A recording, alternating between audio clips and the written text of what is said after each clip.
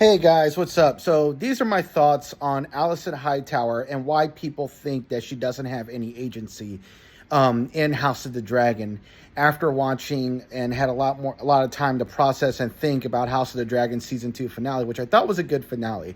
But I think people are confused on Alicent because the writers are doing so much and kind of doing very little to clearly establish this arc that they're showing. So, Alicent establishes the green faction by wearing the green dress in Season 1, Episode 5. Season 1, Episode 6, she tells Aegon that he is the claim to the Iron Throne, and that she's trying to have Aegon onto the throne because Rhaenyra is committing treason by having bastard children and lying to the king.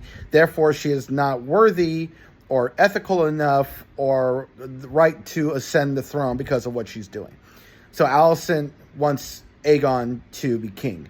But then Alicent and Rhaenyra get into almost a sword fight because Aemon's eye gets chopped out by one of the strong boys. Rhaenyra's youngest son, wasn't his youngest son, second youngest son at that time. And so Alicent tries to take the other kid's eye out, and then they're at a standoff with her and Rhaenyra. And then she slices off her arm. She feels so much guilt, she becomes super religious after episode 7, during the 6-year time jump. During those 6 years, becomes super religious. And I guess she just, decided not to usurp the throne, even though she was. But then by the end of episode 8, because of Viserys' plea that the House of the Dragon must stand united, because if they don't, they will destroy each other, which is a good spoiler for the rest of the show. And Alicent decides to allow Rhaenyra to ascend the throne. Now, Rhaenyra should have been smart and stay in King's Landing and not go to Dragonstone overnight. She and Daemon should have stayed there and just gather the gold cloaks, gather whoever, and just stay there because, her father clearly looked like he was going to die. She was smart. They could have just stayed there, but that's a whole other thing. But then, so Alicent decides in episode 8 that she's just going to allow Rhaenyra to be queen. And then she misheard Viserys, who was talking about Aegon the Conqueror's dream. She thought he was talking about Aegon II, his son, being king, that he was the prince that was promised. So Alicent misheard and decided to help Otto Hightower and the Lannisters to usurp the throne, to put Aegon onto the throne. So, and they were going to do this without her anyway. That's the thing. Like, if Alicent had decided to side with Rhaenyra and get her on the throne, Otto and the Lannisters were going to stop her, turn against her, possibly kill her, or just lock her up somewhere. And of course, Cole was going to help them too, because, we have to usurp the throne. And, Rhaenyra is unfit to rule, and she's a woman. She can't rule. No one in Westeros is ever going to accept her. So, Alicent is like, okay, fine. We're going to do that, but we're not going to kill Rhaenyra. We're not going to kill her. And when you look at episode 9, that was the moment where she really got triggered, when they were debating about murdering Rhaenyra. That's when she really snapped, very specifically.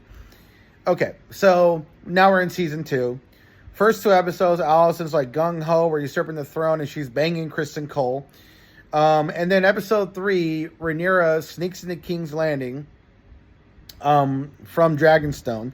People are like, oh, this is fast traveling. They're not that far away, whatever. She, but she's talking to Alicent. Alicent talks about the prince that was promised, or whatever. And then Rhaenyra says, no, he was talking about Aegon the Conqueror, Aegon's dream. That's what he was talking about. He wasn't talking about his son. He wasn't talking about Aegon II. And Alicent's like, oh, shit, what? I misheard. I screwed up. Oh, I messed up. And so that's why her arc kind of goes nowhere after episode 4. Because she realized everything she did was completely pointless. Viserys had never changed his mind. And she started all this for no reason after she decided in episode 8 to allow Rhaenyra to ascend the throne to become queen. And that's why after episode 4, she's just going in circles and not doing anything. And then she decides to baptize herself. And now she's going to betray 2 of her sons to get Rhaenyra onto the throne, knowing that's what Viserys is wanting. That's what really she wants for Rhaenyra in the end. That's the arc. And when you watch the whole season, the whole show, it makes sense. But the reason why book fans are pissed off is because this is not how Alicent acted in the book at all. She didn't even start begging Rhaenyra for mercy until Rhaenyra took King's Landing out of nowhere. And she even tried to argue for a two-state solution, like current politics happening right now.